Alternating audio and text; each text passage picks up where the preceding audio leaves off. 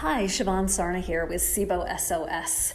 I hope you were able to join us for the Gut and Microbiome Rescue Summit. It just wrapped. 70,000 people came. Thank you so much for making it such a huge success in getting the information out to as many people as possible. If you missed it, we do have a free replay coming up this weekend, so check it out, including the 10 masterclasses. And if you have SIBO, be sure to listen to Dr. Pimentel and Dr. Allison Seebecker talk about it in relation to the microbiome and some research updates. Now, what happened earlier today was a great session with Kiran Krishnan live in our Facebook group.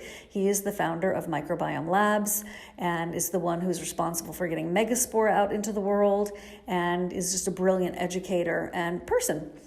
And it's something I had planned months ago because I knew the summit was wrapping and I was so excited about it, but I had to do some unexpected traveling. So my husband and I are driving on the highway. We pull over to a place we think is for sure going to have great internet there. We got there early. And let me just say, the whole thing fell apart. At some point, you could not hear me, you could not see me, and my phone number was blasted across the Facebook group. All right, things happen. Live TV trained me well. Anyway, it's not up to my professional standard. However, I still wanted you to get the information. So I ask for a lot of grace, and I hope you gather the information that you need to move yourself forward on your health journey from the inside out with your microbiome and the immune system, and some great questions at the end. Enjoy.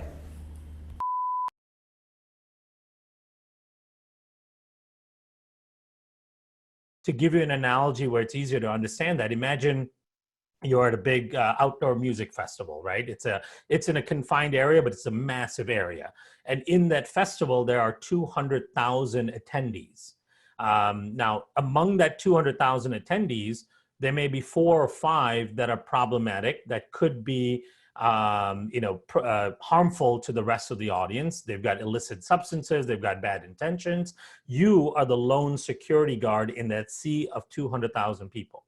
And it's your job during the course of that event to protect the rest of the audience, right? How would you ever go about surveying that sea of 200,000 people as a lone security guard to identify any egregious players, especially when the egregious players look very similar to everyone else that's there, right? So the only way you could do that with any degree of effectiveness is if the other 199,995 people were mic'd in with you, with the walkie-talkie, and were your eyes and ears, where if any of them saw anything that was disruptive, they would radio into you and tell you to where the location is and get you to hone into that area. That's the only way you can do it. There's no way for you to just walk around that place looking randomly for things that may be harmful, right? So all of those people, the other 99.9% of people, would be your neighborhood watch. That's essentially what's happening with the immune system, where we don't have enough immune cells to actually survey all of the surface area that we have inside the body that can encounter a new pathogen.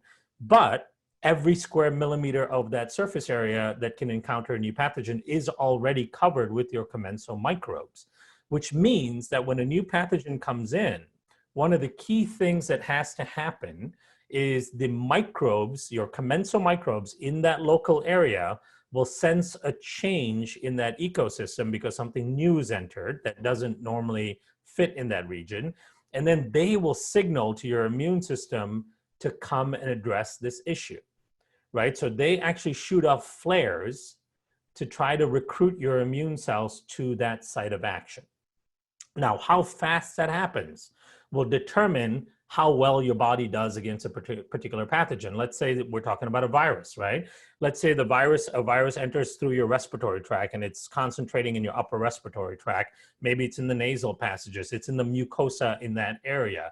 If you've got a really good, healthy microbiome, you've got a diverse, well-functioning microbiome, the moment that virus hits that area, microbes around that area will start signaling to your immune cells that, hey, something new is here, come check it out.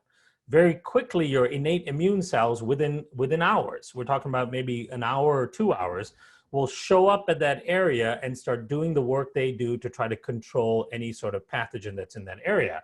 then they will start recruiting the adaptive immune cells that come in and learn specifically what's in that area so that you can be protected next time you should encounter it, right? So all of that can happen within hours, and you basically end up in a situation where you don't even know you got exposed to something. You have no real symptoms. It's basically taken care of. And that's what tends to happen most of the time, because we're all encountering pathogens all the time. Now, let's say your microbiome is compromised and you don't have that assistance, you don't have that neighborhood watch quality. Then when something enters into your nasal passages, it can sit in that mucosal area and start invading cells and multiplying and increasing its numbers before the immune system ever notices it, right? So then, because its numbers are now much higher, the immune system freaks out and then attacks it with all kinds of inflammatory responses. That's when you start to feel sick. So that's when the fever starts setting in, the inflammation, the runny nose, all of that stuff, all the body aches. That's when all of that sets in, is when your immune system is going gangbusters trying to control this thing that's now spiraling out of control. Because, you know, when you look at something like a virus, for example, when it invades one cell, it hijacks that cell's machinery so that that cell makes more copies of itself, of the virus. So one infected cell can make hundreds of new viruses, and as it bursts open. And then all of those new viruses will go and infect new cells. Each of them will make 100 more. So you can see how quickly the virus can multiply in your system if it's not being checked and if the immune system is not being recruited immediately to the area. Right? So that's a really important facet of how the microbiome controls immune response. Now, here's a really critical component of this. The way the microbiome signals to the immune system when something is off, when something needs attention, is it uses certain types of inflammatory markers, right? It can trigger the release or themselves directly release inflammatory markers that get the attention of the immune system. And then the immune system hone in on that inflammatory marker like a fire alarm, right? So imagine the microbiome sees a fire, it sounds a fire alarm, and the immune system is like the firemen on the fire truck. They show up and then they start putting out the fire. Now, here's where a big problem occurs. And we see this right now with the pandemic that's going on. If your body is under a constant state of low-grade inflammation, that low-grade inflammation happens to be the same kind of fire alarms that the microbiome would use to signal your immune system. If those signals are going on all over your body, then the signal that your microbiome is trying to give to your immune system ends up getting lost in that systemic alarm that's going on, right? So the immune system doesn't know where to focus. And so if the whole system is quiet and there's one loud alarm, the immune system knows where to go. If the whole system has a whole bunch of alarms all over the place all the time because of chronic low-grade inflammation, then the immune system does not know how to detect that important alarm of a new invading pathogen coming in. So the signals from the microbiome get drowned out if you have a state that is dictated by chronic low-grade inflammation. That's why in the case of COVID, for example, people that have the worst go of it are people who are diabetic, people who have cardiovascular disease, people who have hypertension, who are obese, people who are elder, because all of those things confer a certain degree of chronic low-grade inflammation. All of those conditions and parameters are associated with this chronic low-grade inflammation. So having this constant inflammatory state in your body allows the virus to enter, allows the virus to multiply and replicate at really high rates without the immune system being signaled to get there. And then allowing the virus to get to such a high level that when the immune system finally notices it, it has to throw everything at it. And then you start going into this world of the cytokine storm, because now the immune response is so robust and so profound that's when you start to feel really sick. And that's where all the symptoms come in. And then it pushes this risk of tumbling into the cytokine storm. Right? So what is one of the major causes and drivers of this chronic low-grade inflammation? It's gut dysbiosis. So leaky gut, all of those conditions that we talked about, cardiovascular disease, diabetes, hypertension, all of these things are also associated with intestinal permeability and the low-grade inflammation that's driven by there. So again, a dysfunctional gut is already going to make you compromised, because a dysfunctional gut has basically indicates a dysfunctional microbiome throughout your body. That means that you're not training your immune cells well, you're not maturing them properly like you're supposed to. It also means that your microbiome is not acting like the neighborhood watch like it's supposed to. But even the components that are acting like a neighborhood watch, those signals are getting drowned out because you've got all of this inflammation throughout the rest of your body already, right? So that is the summation of why the microbiome is so critical to immune response. And if you're going to be focusing on improving your immune response and having more resilience when it comes to your immune response, addressing the microbiome becomes so important. And as I mentioned this before, I'll mention again because I cannot overstate it, is no amount of any of those micronutrients, as important and powerful as they are for your immune response, they cannot overcome a dysfunctional microbiome, right? So you have to have a good, healthy, functional microbiome along with taking the other supplements that people typically take. Make sense?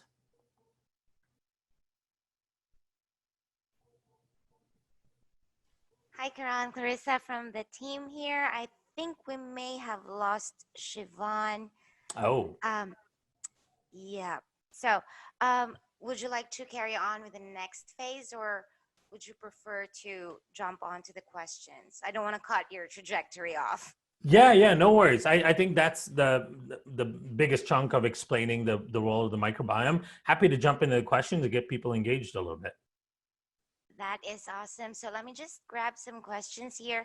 And Shivan, we're not hearing you, so let me know if you're hearing us in one way or another. Could you please send me a message via any of our channels, and I'll be on the lookout for that. So first question up here is from our lovely Sonia.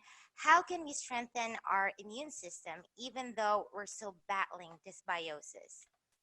Yeah.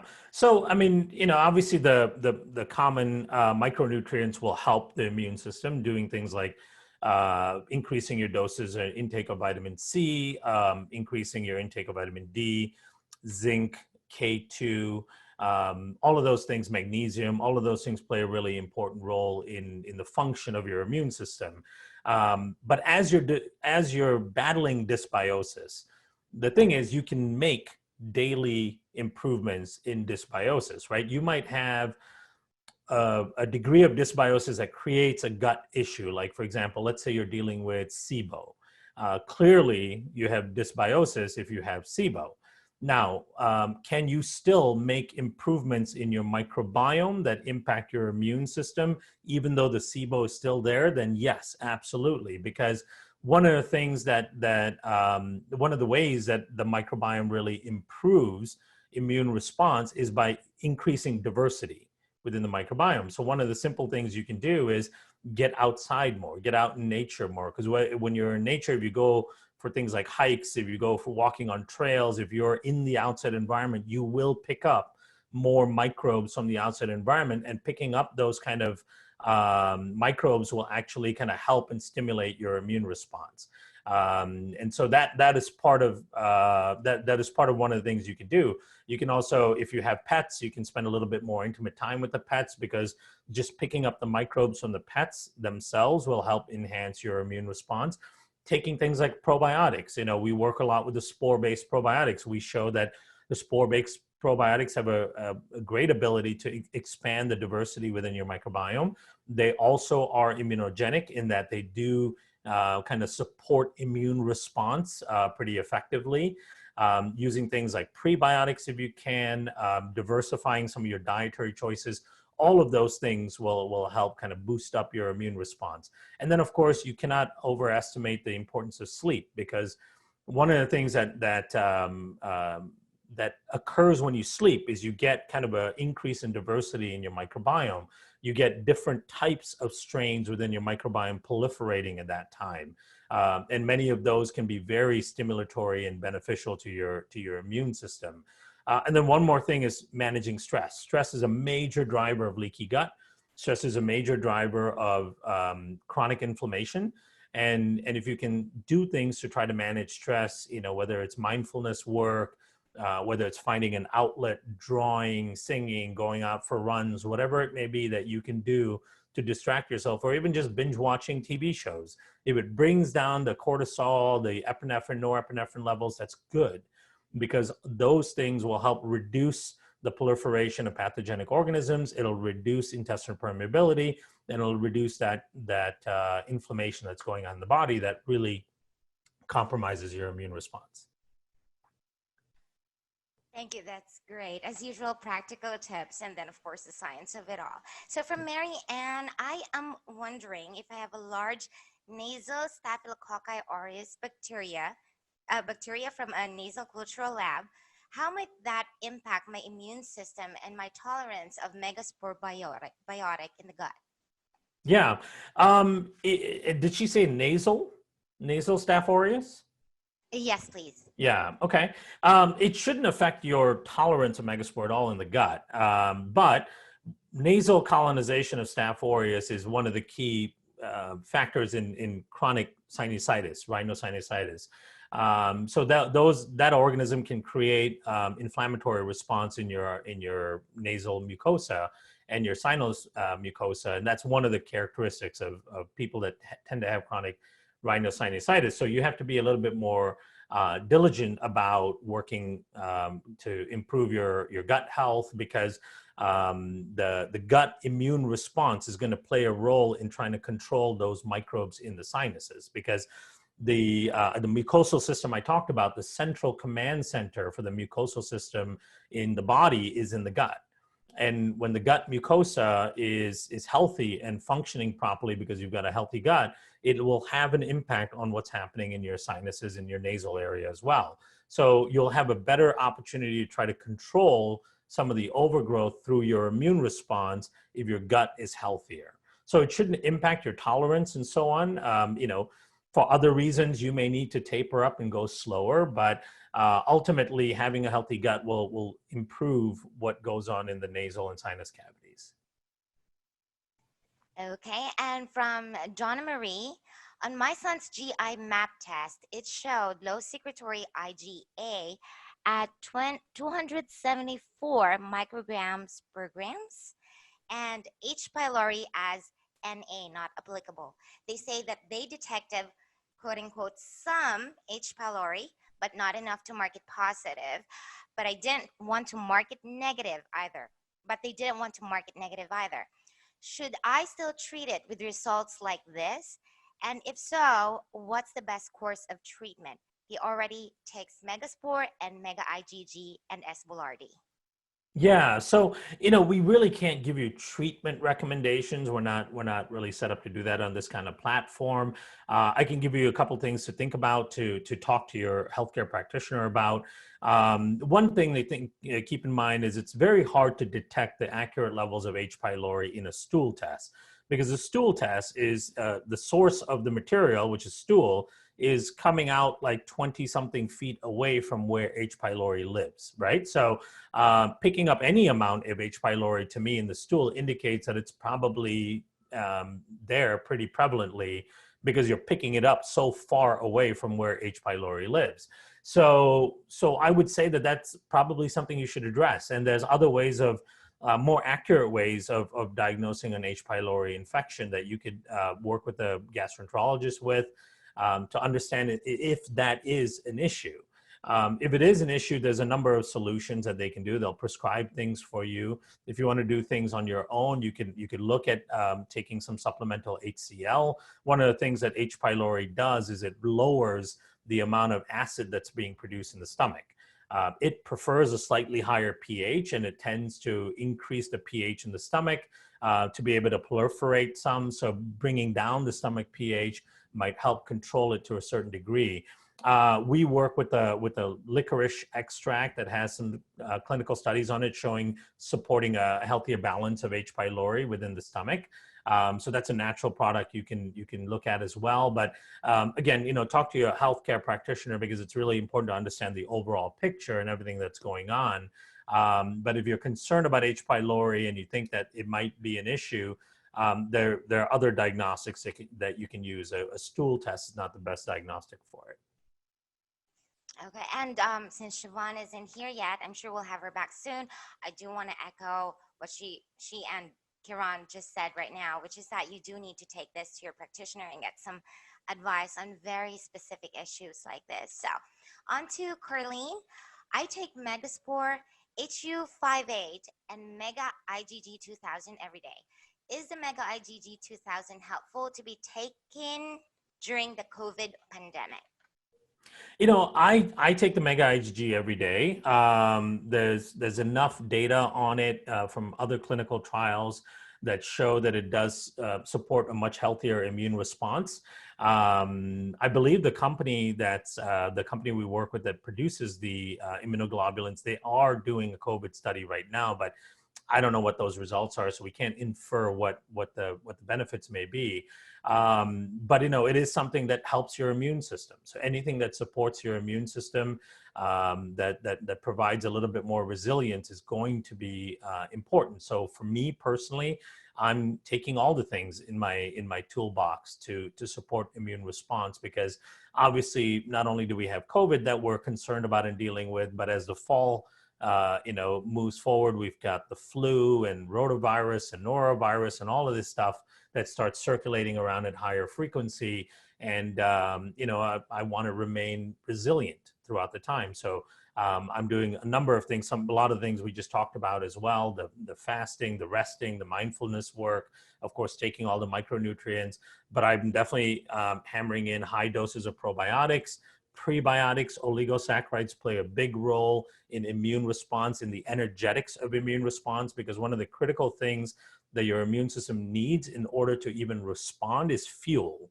And the fuel that the immune system uses typically comes from the short chain fatty acids that are produced in your gut, right? So and the way you make short chain fatty acids in the gut is through taking in resistant starches, certain types of fibers, and then more potently, specific prebiotics, especially oligosaccharides. So I'm taking my prebiotics, probiotics, immunoglobulins, fish oil, the higher EPA fish oil, because we're going to keep inflammatory response down, especially in the gut. Those are some of the things I'm taking quite religiously to maintain resilience. Okay, and on to, we're going to change tack a little bit and look into some treatment questions, if that's okay. Yeah. From Roberta, I have been doing some research on SIBO. I have listened to some doctors saying, are we treating SIBO correctly? They are saying it is more about small intestinal dysbiosis than actual overgrowth, and to kill everything leaves us in a worse condition. I would love to hear your thoughts on this. This might be why so many never get long-term relief, even though they are doing extreme protocols. Yeah. I've done webinars on SIBO SOS, and I've been speaking on SIBO for at least the last year and a half at conferences. I do think we're approaching SIBO completely differently, completely wrongly. And I think we need to approach it differently. SIBO in itself, to me, is a symptom of a bigger problem, the overgrowth part of it, which is the part that everyone focuses on because it creates the bloating, the distension, and all the discomfort, right? The overgrowth is a symptom of other systems not functioning well. Some of those other systems are a poor oral health. So oral microbiome becomes a big source of dysbiotic SIBO bacteria, right? So those bacteria are growing constantly in the mouth. You're swallowing gallons of spit a day, and you're taking in billions and billions of these microbes into your small intestine every single day. Now, one of the reasons why it's allowed to survive through the stomach as you're swallowing it is because HCl production is compromised, and that can be compromised by a number of reasons. Number one, it could be just poor nutritional status. Number two, it could be H. pylori overgrowth, which is a more common thing than we think. Use of things like antacids, proton pump inhibitors, and in fact, there is a whole category of SIBO called PPI-induced SIBO. Because studies show clearly when you compromise stomach acid, you get SIBO. Why is that? Well, because the stomach acid is not killing these microbes that you swallow all day long that aren't supposed to be in the small intestine. So the small intestinal dysbiosis in SIBO is pretty clear. What tends to happen is you get something called a taxa shift, where you go from a certain type of normal gram-positive bacteria that predominates the small intestine to a gram-negative shift, where you have a lot of gram-negative bacteria that are producing things like gases and so on, that are fermenting in a way that they're not supposed to be, that fermenting shouldn't be occurring within the small intestine. Then they're also driving permeability. They drive inflammation in the small intestinal mucosa, which opens up the tight junctions. Now, when they drive permeability, they're driving inflammation. That inflammation causes more dysbiosis, more dysfunction.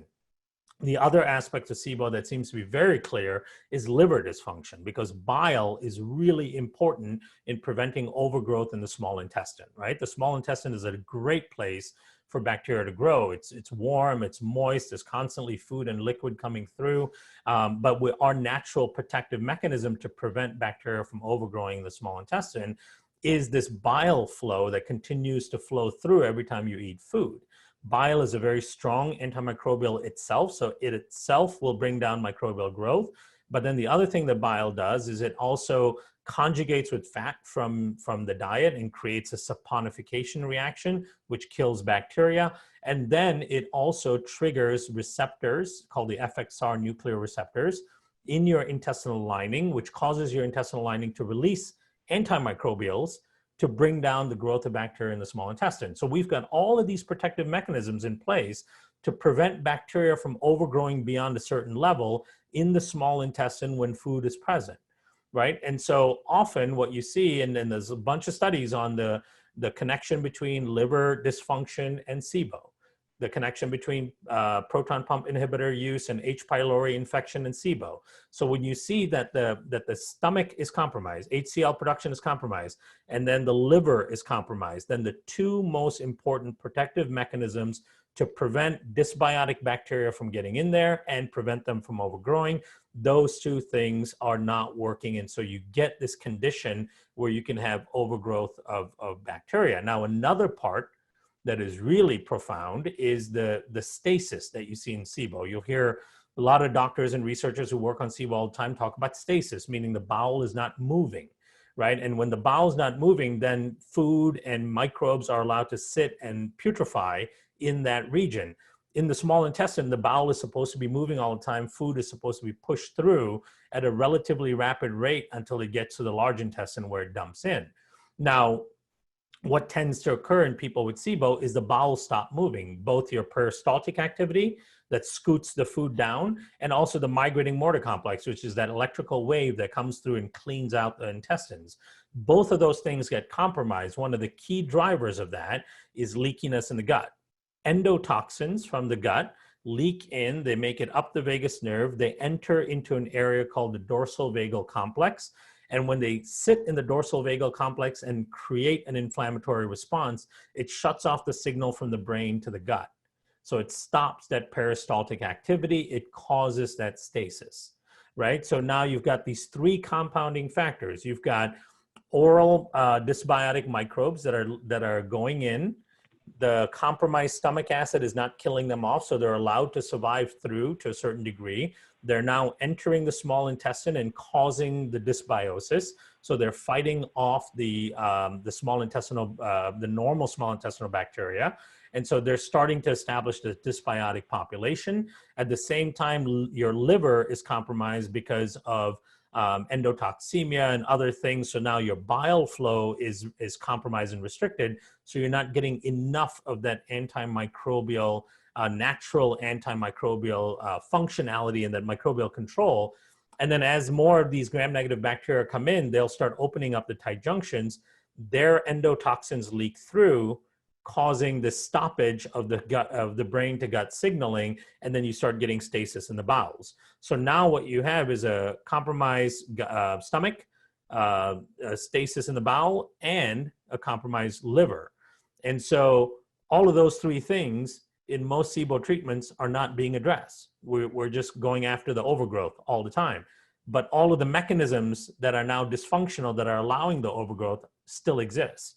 Hence, the overgrowth just keeps coming back. So, you know, I do like a 90-minute webinar on this. And so, you know, there's many things to look at in my view in SIBO. It's important to look at oral care. It's important to look at what's happening in the stomach and HCl production and how H. pylori plays a role. It's important to look at liver health and what's happening with your bile flow and your gallbladder. It's important to look at leakiness in the gut and peristalsis and all of those things. So it's far more complex than just some bacteria making their way down there and overgrowing. And then the idea of just killing them down and then everything will be fine. Obviously, it's not proving out to work. Certainly lots of things going on there for sure. And just so everybody knows, we do actually have a Facebook unit that has all of Kiran's SIBO SOS materials in the Facebook group. So in the Facebook group, you look over the left side of the group and you should find the units in there. One of them is Kiran's, and you'll find that easy. So we'll move on to Connie. Hi, Connie. Thanks for the lovely testimonial, by the way. She's got two questions, which are super connected. We'll just start with one. When stool test shows no short-chain fatty acid levels, it's supposed to be related to leaky gut. Can you please mention treatments or supplements or food sources to rebuild SCFA, short-chain fatty acids? How do we increase butyrate, acetate, and valerate? Yeah, so the easiest way is take your spore-based probiotics, the prebiotic that we have, because we've published a study.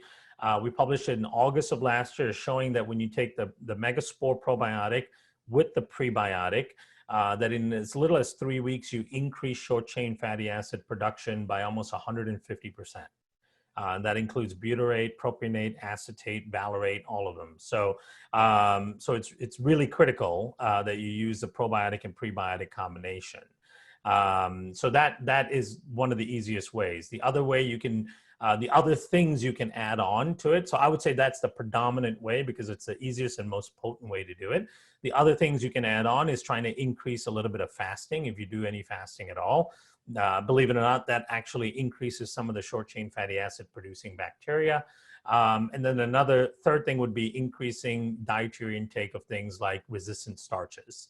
So prebiotics, resistant starches in the diet will help as well. But the spores become really important because they enhance the growth of the microbes that specifically turn resistant starches and oligosaccharides into short chain fatty acids. So taking the spores is critical. And in fact, that's what I have here right now. It's a mix of the prebiotic that we have, the Mega Pre, and of course I take my spores with my lunch as well. Okay, so part two of that question, just to follow up, is does having an excess of Citrobacter, Formicae, Frundi, and Klebsiella oxytoca pneumoniae in a stool test contribute or is linked to SIBO? What can we do to lower those strains in the colon? So having them in the colon is not necessarily related to SIBO. Now, the first question I would ask is what stool tests are you looking at? Because the accuracy of the data is really important. But let's say you do have overgrowth in those organisms. Then one of the best things to do is try to crowd them out with growing, with enhancing the growth of beneficial organisms. It's really hard to take any sort of antimicrobial to specifically go down there and specifically kill off those microbes. It just doesn't exist. So the best way is just to crowd them out by promoting the growth of good beneficial bacteria. The best ways to do that is, using prebiotics, using the spore-based probiotics, increasing the diversity of your diet, and so on. So to me, that's always the better way to try to control microbes. Oh, I think we. Hey, guess what? There you go. Are you back? Hi, Shivan. Here, I am back. I was not gone. I heard everything and I was typing in notes to the Facebook group, but there was a little Zoom fun technicality and who knows, but I'm here. Clarissa, you are a rock star, girl. Thank you. You did such a good job, didn't she, Kiran? She did. I know. It was awesome. It's like she does this every day. Yeah, exactly. Well, Clarissa, I'll give back the mic, Shivan. You gave me a run for my money there. yeah, you did great. Thank you so much. Clarissa, just for reference, is one of our incredible behind-the-scenes team members who does so much for this community that they will never know about, but everyone on the inner circle of running the community is forever grateful to Clarissa. So I'm actually glad that you guys got a chance to at least hear her voice. Clarissa, I'm going to go to the GDoc, and if you want to mark on there how far you got. But I want to take this moment, Kiran, to ask you the question that I sent you in advance about the stool test. I know that you have a new stool test. We were the first people to actually launch it on social media. Thank you for that honor. Tell us the name of it. Tell us what it does. Tell us what it doesn't do. And the big, Matthew Pope, one of our members, also had that question about the raw data. So if you could take that on for us, I'd really appreciate it. Yeah, absolutely. So, stool testing can be an important component of really understanding what's going on with your body, right? It can provide a clue. It's not an absolute diagnostic either way, good or bad, but it does provide clues, especially when you align the clues with symptomology and history and so on. So it can be useful. Now, it has to be very accurate in order for it to be useful, because imagine you're taking this sample that has thousands and thousands and thousands of cells of bacteria. And in fact, if we're talking about cells, we're talking about millions and millions of cells of bacteria. And then you're trying to sequence it and figure out who all is there and in what proportion, and that's not easy work to do. Now, one of the problems I've had with most stool tests that are available in the marketplace is they're using technology that does not allow for highly accurate analysis of the population structure of the microbiome. Because one of the things that's important to note about the microbiome is it's an ecosystem. And the strength and the function of the ecosystem is based on what does the population dynamics look like, right? So it's not just the presence of a single bacteria, whether it's high or low. It's about the population dynamics. It's about relative abundance. That's a really important word when we're talking about microbiome analysis. So most of the stool tests available out there are just using technology that scientifically has been shown cannot give you that kind of accurate relative abundance species level data. So a lot of it that you're seeing on the reports is kind of guesswork, right? It's programs that make a guess at what's happening, but it can't really paint the picture of the ecosystem. So that's really a difficult thing. It's not giving you the most accurate data. So we wanted to see, okay, is there a way we can do stool testing and increase the accuracy, increasing the benefit and utility of the stool test? And so sure enough, the next generation of technology to sequence information is using something called whole genome sequencing. Whole genome sequencing is a far more accurate way of doing it. You're getting a full HD kind of picture, and you get much more accurate results on looking at population dynamics, looking at relative abundance of all of the different players within the microbiome, right? So that will give you a much better understanding of what's actually happening in your gut ecosystem. And then also that allows us to tease out data on functionality. Like we can look at functional groups of microbes who conduct certain activities and look at their relative abundance to other microbes and tell you, do you have the right amount of those functional groups when you look at a population of healthy, normal individuals, right? So it gives you clues as to what may be going wrong in your system. So it's a whole other way. It's the next generation of the way that you do sequencing. It's very accurate, it's high definition, and it provides you a lot more useful, actionable information, because ultimately all of this is about seeking out healing opportunities, right? Many people out there have very complex cases. They have complex histories. You've been working with numerous health practitioners. You might be working with one now, or you may not be. And so you're trying to find all of this information that can help you figure out the right path to make yourself better. We want to, and a lot of people use microbiome testing for that. We wanted to be able to give you a way of doing it in the most accurate way that'll give you the most useful information. So that's the importance of the Biome Effect stool test. It's the first stool test that focuses on functionality within the microbiome and gives you real clear population dynamics, so you can align your symptomology and your responses to things with what it shows as functions and dysfunctions within your microbiome. Now, to address the question of raw data, One of the questions that was asked that Shivan had sent over to me is, why doesn't the company give people their raw data? Well, because it's like we don't even have the raw data, because there's no sense you can make out of the raw data. If you remember, DNA is made up of 4 nucleotides, right? A, T, G, and C. And DNA sequences are random combinations of A, T, G, and C. When we do sequencing and whole genome sequencing, the raw data you get back is 3 million reads of A, T, Gs, and Cs, right? So the raw data would be 500 pages of just lines going ATGC, GCTGA, something, some random codes like that.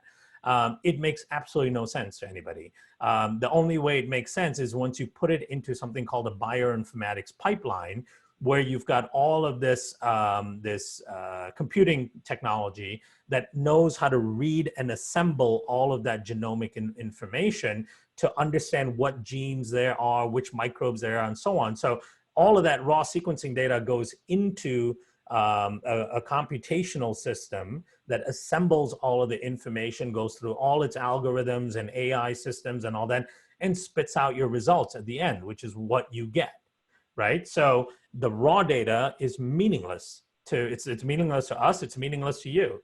We're not going to be emailing you 500-page PDF with just random ATs, Gs, and Cs. So that's... Kiran, yeah.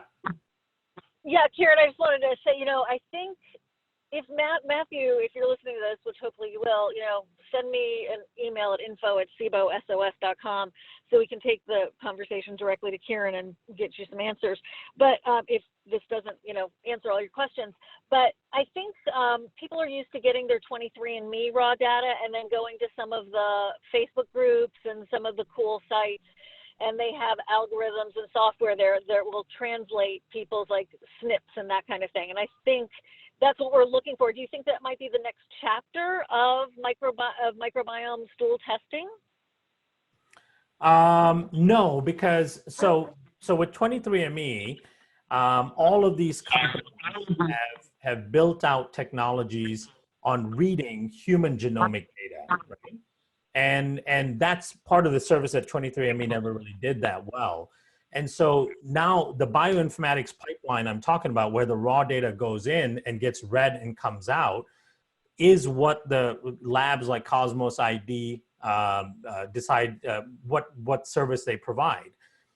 When it comes to human genomics, the initial labs like 23andMe did not provide that. So we do not have these third-party bioinformatics companies that can take the raw data and then read it through in a particular way to give you any relevant information. Because remember, with your human genome, all you're looking for is SNPs, right? So you're looking at single nucleotides that create potential mutations. When you have these SNPs, when you have single nucleotides that create potential mutations, they're just reading the human genome, and then they find a SNP in a common gene, and then they can report that SNP, like you have this SNP, right? Or you have that SNP. So it's reporting just a series of SNPs. When we're talking about the microbiome, we're talking about assembling an entire ecosystem. And that is done only by certain specialized companies right now. Maybe in the next 5 years, there'll be companies that pop up and all they do is they assemble genomic raw data from the microbiome samples, and then you can take your raw data and send it to them if you wish, but that doesn't exist right now. Okay, that makes sense. I think there were a couple of tests that they were kind of comparing it to. One was Thrive and one was BiomeSite. Are you familiar with those, Kiran? I think I'm familiar with Thrive. I don't know about BiomeSite now. I think what would be really helpful, Jackie's with us, Matthew's with us, it was kind of them on the thread, just as we're getting super granular. I'd love to get something from you guys, Jackie and Matthew, just like, hey, this is what we loved about these tests and what we would love to see, if Kiran can incorporate this into a test interpretation. Because, Kiran's open to suggestions, so we'll get you some feedback there for you, Kiran, on the test. Sure, maybe that can, move us all forward. Thank you for addressing that. Okay, so I've got a couple other questions for you. And I think what I'm going to do is send this out to the Facebook group and my mailing list as basically a podcast. since Okay. you know, I had the little technical difficulties there, and I know that it's also showing my name a lot on the screen. That's because my mic is activating, and I'm on the side of a highway right now, just trying to make things happen. Didn't want to cancel, didn't want to do anything different, so I'm just making the magic happen, right? Yeah, Okay. absolutely. Yeah, that's what we got to do. That is what we have to do. By the way, they're really liking your pace today, Kiran. Very relaxed. You always are so good at getting all the information out so quickly, and they're like, yes, he slowed down a little bit. I can really get what he's saying, so good on you. Okay. What do you think about fiber powders? Many SIBO protocols suggest you wait until the SIBO is cleared to add fiber powders if needed in the diet. Would you speak to this concept and whether powders are less fermentable like guar gum? But Nora, remember, it's partially hydrolyzed guar gum that the studies were done on for SIBO patients having increased efficacy with Xifaxan. What do you think about partially hydrolyzed guar gum? And does it make any difference if it's hydrogen SIBO or IMO?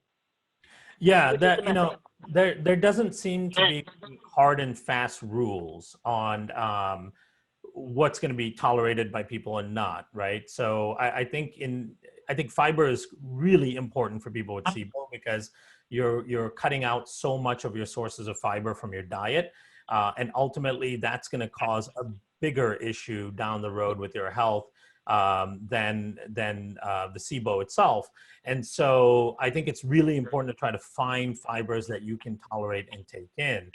And I think it's going to be a trial and error game. Our mega prebiotic, which is highly complex oligosaccharides, those things will actually go down further in your large intestine. And we find that a lot of our SIBO clients deal with that much better, and they can take smaller doses of it. In many cases, they're effective in doses at 300-400 milligrams, which is a pretty relatively low dose. And but in some cases, people don't tolerate it. So I think you just have to try. It's really hard to say because not only what's overgrown, I don't think there's hard and fast rules of what type of SIBO you have. It's a collection of dysbiotic bacteria in there. And so it really depends on what your collection looks like. 100%. I've got a question. I've got two questions. I actually have a bunch, so we only have 14 minutes left, so I'm going to go quickly now. About Atrantil from Juliana. I know you're great colleagues with Dr. Ken Brown, triple board certified gastroenterologist, who created Atrantil, the only clinically shown supplement to reduce bloating. We're big fans here. It says basically when the makers of Atrantil that you shouldn't take a probiotic at the same time. What do you think about that? I know that Dr. Brown is a huge fan of Megaspore, and you're a huge fan of Atrantil, but what do you think about that? Yeah, I think he would say different about the spores, understanding the functionality of the spores. I think for the most part, what they're referring to is the conventional, high dose lactobifido probiotics that people tend to take. So I think I've had many conversations with him, and I think the spores would be a different recommendation from him. From Kay, she has a daughter who is disabled with seizures. I know this isn't medical advice. She is worried she's giving her too many probiotics. If I give her Saccharomyces boulardii 5 billion viable cells, that's the one capsule, and Bifidobacterium bifidum 1.5 billion organisms a day. She's disabled with seizures and has had SIBO. I feel the SIBO is much improved, but she has weirdly frothy saliva. It might not be related, but I was just wondering, if I'm overdoing those probiotics, and there was no sign of thrush in her mouth. Yeah, I mean, that's hard to say. I can't see that kind of response of Bifidobacterium bifidum and so on. Yeah, I don't think that of a way it would be connected, but it's hard to say. Okay, well, my heart goes out to you. Bless you and your daughter and your whole family. I know that I don't know. I can't even imagine But, you know, that'd be interesting to see if you could get a stool test for her, just sitting here brainstorming, because the mouth is the other end. You know, it's the top of the digestive system, so something's going on for sure. Be sure to look at our speaker list if you're looking for someone who can help, who's a doctor who I think might be able to get to the root of that. Okay, any thoughts on belching? Do you have any suggestions for upper GI gas belching, even when SIBO tests are negative?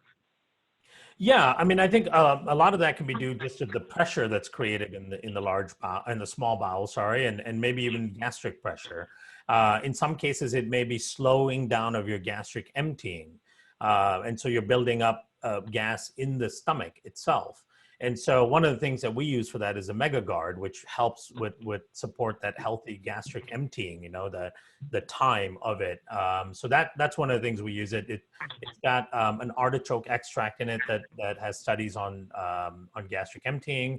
And of course, it's got a ginger, which actually helps move the bowel as well. So I would look at that. That can be driven by this issue of gastric emptying.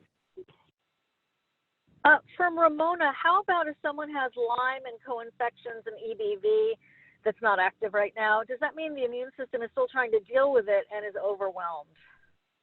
So those kind of things, like especially EBV and other what we call latent infections, the immune system's not constantly battling those, right? Because one of the things that a virus like EBV does well is it stays hidden for a period of time, so it doesn't trigger the immune response.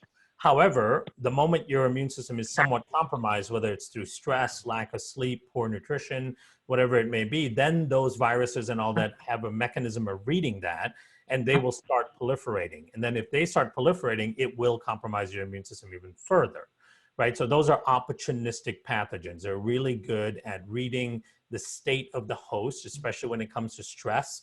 And then the moment your stress is increased, then they will start proliferating higher up.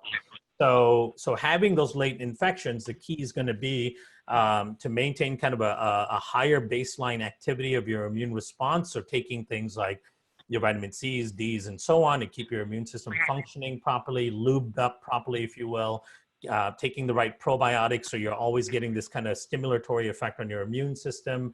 And then, of course, watching out the things that suppress your immune system, things like stress, especially, and lack of rest. So if you can keep those things at bay, it shouldn't be too much of an issue. Okay, hang on. Let's see. Okay. Any thoughts on antivinculin levels? It's so specific to post-infectious IBS and SIBO, but I didn't know if you were, had any thoughts on that. No, I mean, that's more of a strict clinical diagnosis, and it's right.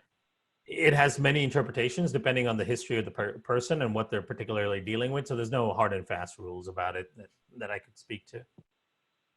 Okay. We've got a couple of questions about megamucosa. Do you take megamucosa at the same time as megaspore or separately throughout the day? It doesn't matter. You could do either one. Yeah, I drink my megamucosa. So in my drink right now, you could see I have a mix of my megamucosa and megapre, and that's mixed up together. And then, of course, which I made for lunch. And then I, of course, took my megaspore with lunch, which was my first meal of the day. But if you did the megaspore in the evening, you did these earlier, it doesn't really matter as long as you're getting it in at some point during the day. And do you ever, Anna's also getting a little bit mucousy after drinking megamucosa. Is that normal? Should she titrate down? We have not heard of that response, but yeah, you could very well titrate down and see if that changes it. I know, we have thousands of people that use it. So, but I've not heard that response before. But to test it, yeah, I think titrating down a little bit would give you a clue if that has an effect. Okay, and then let's see.